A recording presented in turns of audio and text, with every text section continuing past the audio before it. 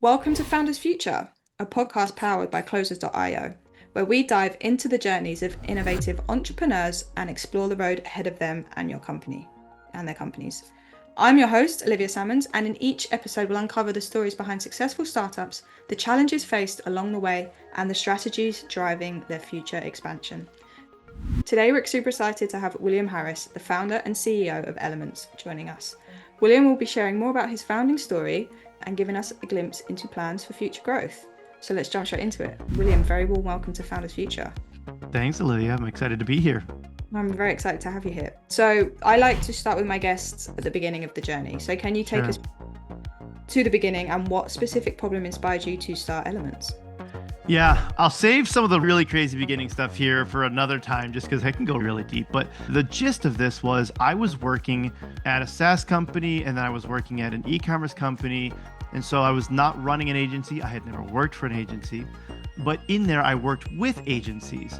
Nice. And I remember when I moved from that and started the agency, my thought here was, there's got to be a better way to do this. A lot of times I'm hearing people talk about how the agency doesn't understand my business. And I think a lot of people thought that meant the agency doesn't understand my niche. And that's true to a point sometimes, right? It's very difficult for an agency to make go deep diving into your niche. But what I thought was more important was that agencies, as a general rule, didn't understand business. That people who are running your ads, they hadn't looked at a P&L. They didn't know whether what they were doing was actually driving profit or if it was just driving top line. And there are a lot of times where you can increase the top line revenue and lower the profit, and your CFO is ticked off at you. And so I said, what if we actually created an agency that understood P&Ls, that understood what we were doing was actually driving bottom line for them? And that's basically what shaped this. And it turned into something I didn't realize that it needed to be disrupted, but it felt like something that I was missing personally in the agencies that I'd worked with. And I'd worked with some great agencies, very like well-intentioned people, but I Yeah. knew that it could go deeper than that. Okay, amazing. And then I suppose walk us through a little bit about the core offer so that everyone can get a whole view of what you actually do and how you help people in the world with the agency. Yeah. So the basic client that we're working with is an e-commerce client, typically doing between 10 million to 100 million. We do have some that are below that. We love working with what we would call almost like these startups that are exciting. And one of the things that's fun about them is you can see a difference in what you're doing for them very quickly. We're just sometimes priced out for being able to work with them. And then we do have some that are bigger than that. We've got a couple, I think the biggest one is maybe doing about a billion a year. But the goal is basically figuring out how do we increase what they're doing, going from that middle market 10 to 100 million. And the primary way that we're helping them is through advertising. So, ads management, creating the ad creative for them. But we're also doing a little bit of what I would say is going to be influencer marketing, which we're using as a way to generate ad content that we can use for the advertising as well. If there's Yeah. maybe they're struggling to figure out how to talk to their customers the way they should be. And then the other piece is going to be the landing pages. So that way, maybe we're driving good traffic there, but it's not converting. How do we get that to convert? So really just rounding out, how do we make sure that we do advertising as profitably for your business as possible? That's the core focus of what we're looking at. Amazing. And is there any particular sector that you maybe like to work with more or dive into specifically, or is it just into kind of that broad net of small businesses to medium-sized businesses? Such a great question. Within e-commerce, there are so many verticals that you could look at. I think there's a lot of agencies out there that can handle the 1 to 10 SKUs. There are very few that can handle the 1,000 to 100,000 and beyond SKUs. That's where I would say that we're really more equipped to help. And a big part of this because we actually focus on EBITDA. So we'll talk about this even on our website. I've hinted at that already a little bit, but this is what differentiates us because we're actually looking at the P&L. And there's two primary ways that we're looking at how do we make sure that we're improving EBITDA profit for companies. One is going to be an aggregate. This would be an example that I like to use that makes this simple to understand would be, let's say that you're spending $100,000 a month on your ads and you're driving a 5x return on that, right? So you're getting $500,000 from that $100,000 in ad spend. But let's say the CFO comes in and says, hey, a 5x is not good enough. We need a 7x, right? And so the agency pulls back on the ad spend on some of the top of funnel stuff. They're pulling back on some of the meta, some of the YouTube, some of the discovery stuff, maybe TikTok. They're maybe doubling down on some of the retargeting, and they pat themselves on the back because they're like, great, we got a 7x, but it was only on $40,000 worth of ad spend. And so a 40 times 7 is not nearly as good as 100 times 5. And so once you subtract their cost of goods sold, you subtract their OpEx, they're actually less profitable, even though they have a higher ROAS or a higher MER, media efficiency rate. And so in aggregate, they're less profitable. That's not good. And we've actually find a lot of businesses that are in this situation that come to us and we're like, okay, your whole model is just fundamentally wrong. Part of that Yeah. is because the agency didn't understand. Part of that is because a lot of times internal teams don't either. The marketing team itself doesn't have insight into the P&L within a lot of the businesses. So that's the aggregate side. And then on the unit economic side is another piece of this. And so when we talk about working with some of these bigger SKU count companies, you might have a product, one product that is, let's say, $100. But let's say you have good margin on that one. You've got $75 of profit on that product. You've got a $200 product and you've got maybe $50 of profit margin on that one. Let's say that you're aiming for a $50 CAC, customer acquisition cost. 200 divided by 50 is a 4-to-1 return on that. And so that sounds good compared to 100 divided by 50, which is a 2-to-1 ROAS. You would say the 4-to-1 is better than the 2-to-1. But the problem is that when you look at the margins for these different products, you only had $50 of margin in that $200 product. So now you have no profit after that $50 CAC. On that $100 one, you had $75 minus the $50. You have $25 of profit.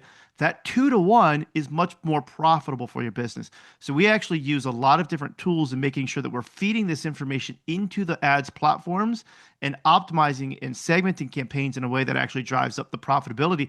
You might not have any more top line revenue growth, but you might have double digit profit growth. Yeah. And I suppose at the end, that's the number that everyone wants to see as any Not SaaS. everyone, but most people. And so if you're looking to be acquired, that's a big part of that. But if maybe you're raising a Series B, there's other times where sometimes market penetration is more important. But the majority of people, yeah, profit. You need cash flow. Yeah, and at the end of the day, that is the cash flow profit is the kind of the big numbers that you should be looking at. For So sure. love that. And then in terms of the nuts and bolts of the way that you run the agency yourself, what do you do in terms of marketing and how do you go about acquiring your customers? That's a great question. We don't really do much. We should do a lot more with this. It's all been referral. I say 99% because there's at least some time there's been something that wasn't referral, but I can't remember what it would have been. But I'm not going to say 100%. But it's been referrals. And there's that way for a couple of reasons. One is if you do good work, people want to stay with you. If they stay with you, you have low churn. If you have low churn, you grow, especially in an agency model. One of the biggest things that's helpful is if I grow you from spending $10,000 a month to $100,000 to a month to $1 million a month, the amount that we're invoicing and we're charging you has also grown. And so I have a lot of control over being able to increase the amount that I'm actually getting without getting any new customers. And so that's a really unique thing for agencies that a lot of businesses can't do. You're pouring concrete, like you can't all of a sudden get twice as much out of that. The other thing, though, is that people want to talk about you if you're doing a good work for them. And so Yep. that turns into a lot of really good referrals. And so the number one source of referrals we get are from PE groups and CFOs because, again, we're looking at this in a way that makes them happy compared to just the marketing teams. And so that ends up working out really well. I will say that I've talked to a lot of other agency owners. People have gone on before me. One of my advisors have built an agency that he sold for 168 million. It's a very well-known agency. And I've talked to them, and a lot of them will say that it's the same thing. It's still referrals and making sure that how are you getting in touch with the right people who have the ability to put you in touch with the right businesses that you can help. That's going to be the core. Outbound can play a little bit of a role in it. It's just not my favorite. I like inbound better. I grew up in SaaS where I did a lot more inbound. And I would say the other piece of this where we potentially are getting some other customers a little bit here would be from I have a podcast as well. I'm meeting with people. I've had the president of Shopify, Harley Finkelstein, the president of Under Armour, Stephanie Pugliese. I had Brianne Olson, the CEO of PacSun. Like these other people who are doing amazing things in our space. I'm having them on my podcast, and that makes a big difference. It helps us to see trust with other people that are looking for what we're doing, gets a lot of good content out there. And so I think that would be the other main way that we're trying to capture customers. Okay, amazing. So have you dabbled into the cold outreach, warm outreach world and run ads yourself, or is that just something that you're starting up at the moment? So we haven't done a lot of cold outreach. We did test using an outreach company a couple of years ago. They did fine. It was fine. But I think that the size of customers that we're typically looking for, they're just not interested in. We got a lot of smaller leads from it that maybe, unfortunately, maybe couldn't quite get to the point where we were really helpful for them. And so I ended up referring a lot of them out to contractors and things like that, people that I knew that could do a good job for them. We just weren't a good fit for them. And so I don't think that I would write it off. It's just not something that I feel like we're at a point where we want to pursue. I really like going after partnerships. So we have brought somebody on specifically, our Ascar, a really great person who was over at Just Uno. Specifically, I think he's on week 3 here to build out our partnerships, because I really believe that the best thing that we can do is just connect with the right other businesses, the right other people who are also working with our ideal customers, and use that as the best way for us to say, how do we mutually help these people? Yeah, awesome. And if that's working for you so far and on the right track, why not stick to it and then take things from there? The thing with the referrals, which is great, it's only when you come to scale, the founder, Mm, what we found here at Close as well is at scale, that having the both referrals and then obviously outbound leads coming in as well, whether they're warm or cold, helps with the scale process. It's very hard to scale alone with for just sure. referrals. It's lesson specific, right? Like you can't Yeah. say, hey, I want to double this. You can't just say, great, let's just double our partners. It doesn't necessarily work that way, but you can double your outbound efforts. No, 100%. But they're great reliance. So you know that they're coming in monthly. That's your bread and butter Mhm. sort of everyday people. So talk to me a little bit about what the sales side looks like that. Do you run sales calls yourself? Do you have a team implemented in the company? Yeah, right now it's me, founder-led sales. And so the way that we run is we run off of EOS. If you're familiar with EOS Traction, a really great model for businesses. And my business partner, Jeff, is the one who handles operations. And then we have a whole awesome team built out to handle operations. I'm leading sales and marketing. And so when a good lead comes in, our first step is I want to get on a phone call with them. I want to talk to them about what's working for them, what's not working for them, how we can help them, make sure that we're a good fit on that standpoint. Then we want to get access to their ad accounts, because I don't believe that you should ever work with an agency that's going to handle $1 million a month without knowing what they actually are going to do, if they actually know what they're talking about, versus just saying, here's some really fancy slides that we've put together that we think fit for every single person that we're ever going to talk to. And so we get access to their ad accounts and we dig through that and put together an audit and say, this is exactly what we see in your ad account.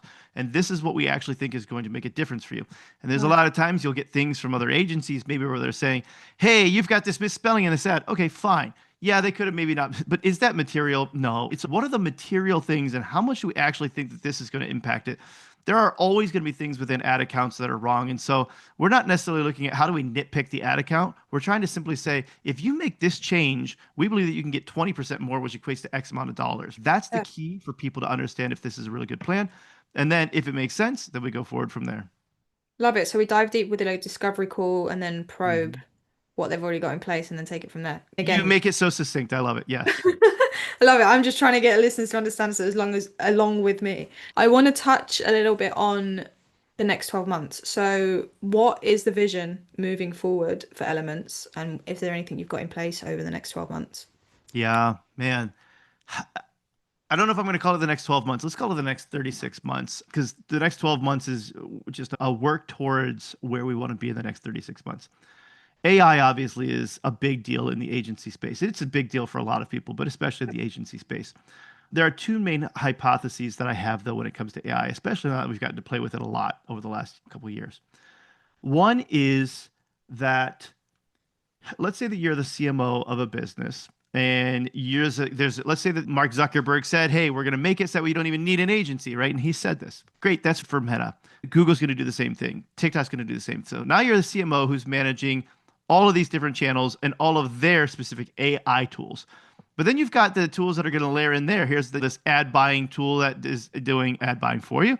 Then you've got your Northbeam, your Triple Whale for your analytics. And then and you end up managing, let's say, 20 different AI tools, and you're doing 3 different tools to create all of your copy. It just gets to the point where it's, as a CMO, you don't have the time to now manage, 30 tools to try to do your marketing. That's obnoxious. And if you're actually serious about running your business, you're going to need somebody to actually handle that for you, because you don't just have the advertising. You also have all of those tools now for your email and for your SMS and for everything else. You can't do it. And so you're still going to want to hire the team and say, great, I know we're using AI, but I want to hire the team that knows which AI tools to use and how to use them the most effectively. Yeah. That's hypothesis one. Hypothesis two then is you still want somebody to blame. And so if you're the CMO and you get rid of every single other person on your marketing team, you're just saying, hey, we're using AI, we're not using an agency. If things aren't working well, and there will be times where they're not working well, because that's inevitable, right? Market demands and things like that. There's nobody to blame but you. And so a lot of people don't want to have that, where they say, I got no one to point a finger at. I don't even know what necessarily to change. And I think a lot of people are still going to say, I want you. You are responsible for growing my business. If you don't grow the business, then like I can point the finger at you and say, figure this out. Even if it's a Sunday, even if it's 2 a.m., I need you working on this, figuring this out. There's a lot of benefit to that. So those two things, the biggest thing that we're trying to figure out then internally is since I don't think that agencies are going anywhere, I think that those agencies just have to be more sophisticated. We are Yes. building that out. And so we've been building out a really good AI suite internally where we're utilizing some of the best AI systems because I think it's foolish to completely abandon them. I think any AI system that's homegrown, that is truly just homegrown and isn't utilizing, let's just say, Nano Banana from Google or ChatGPT or Claude or anything, if you're not utilizing those within your AI system, you're just going to be swept away by the competition. So it needs to be an AI system that utilizes the best AI tools out there in a way that allows us to be the most flexible and switch if we need to. We're building out our own internal tools that allow us to do just that, that allow us to be, let's just say, more efficient, but also even more effective. Nice. And definitely so with making use of the AI. It's one thing a lot of founders obviously come on and speak about. I think it's taking over the whole world. So the For fact, sure. especially within the industry of advertising and marketing, as you say, it's such a tool to elevate that and push it forward. So then in terms of any specific targets you're looking to hit or like a number of customers you're looking to work with, are you just very much focusing on merging these two sides of the business together? I'm from Minnesota, which in the US is what's called the Midwest. We are very, let's just say, humble creatures. We don't like to brag or talk about things like that too much. There's even a lot of really great customers that we have that I typically don't mention too much publicly. Let's just say that there are goals. I'm probably not going to talk about what those goals are, but No? there are goals to grow significantly from where we are. We've been on the Inc. 5000, I think, 2 years in a row. We were Inc. Best Workplaces 2 years in a row. Hacker Noon ranked us as one of the fastest growing companies. Adweek ranked us, I think, at one time as 12th fastest growing agency in the world. I still want to continue to grow. What I don't want to do, though, is grow cancerously. And Yeah. so the idea is how do we make sure that we're growing in a very thoughtful, intelligent way? And so I would say, yes, our big growth goals, but the focus is how do we make sure that we're laying the foundation well with the way that we're building out these tools? So that way, when we do continue to grow, we have things set in place that allow us to be effective instead of chaotic. Love it. Getting the stepping stones in place to keep it smooth all the way to the top. For sure. Sick. Amazing. And then I suppose just to finish it off, we're going to move into a bit of a lightning round. Do it. So I'm going to ask you a few questions. What would be the best piece of advice that you've received about scaling a business? Focus. I probably because I heard it from every single mentor that I've ever talked to, it was focus. Part of that is I think that might be different depending on who you are, but the majority of people who are entrepreneurs tend to be people who are ADHD almost by nature. I am diagnosed ADHD, and so there's this idea of you've got this thing. And I can remember literally I was talking to one of my business mentors, and he just said, "I'm trying to figure out what I still wanted to do when I grow up." And he's like, "You've got a profitable agency. What if you actually just focus on that?" And I'm like, "That's a good idea." And so focus Love it. And yeah, ADHD runs in common on this podcast, so you're with for good company. sure. And then as a final note, to any founders who are listening, what would be the best piece of advice that you could leave them with as they start their journey? As they start their journey, Yeah. I would simply say do something that you can get excited about for 5 years. Whatever this idea is, think about something that you could actually say, I would enjoy this for the next 5 years, and then just commit to doing it. Because the inevitability from what I've seen and from what I've heard from most everybody, there was another book, so not Traction EOS, but Traction by Justin Mayers. So not the Gino Wickman one, there's another one. There seems to be like a magic number around 5 years where things start to click. And so you could find some, let's just say some early traction early on, but if you can't commit to 5 years, then you're likely going to give up too soon. So find something you say, I'm going to lock in 5 years. Let's go. Very true. 5 years is the point. I've always heard that if you can keep things running and steady for 5 years, the business will never fail. That's one sharing tip from my wisdom. And Love then it. with that is a wrap on another inspiring episode of Founders Future. I want to thank William so much for sharing his incredible journey and insight with us today. And I don't know if you want to give a shout out to where people can reach out and work with you or maybe connect. Yeah. The website is elumynt.com, which is spelled ELUMYNT.com. Otherwise, I'm very active on both X and LinkedIn. Awesome. Thank you so much. And to our listeners, if you enjoyed this episode, please don't forget to subscribe to Founders Future via wherever you listen to your favorite podcast. And if you are a business owner, specifically a coach, consultant, or agency owner, and you're really looking to scale your business and you want to enhance your sales and marketing efforts, visit closers.io to hop on a call with one of our team and discover how we were able to go from 0 to 30 million in less than 3 years. And until then, keep climbing, and we will see you on the next one.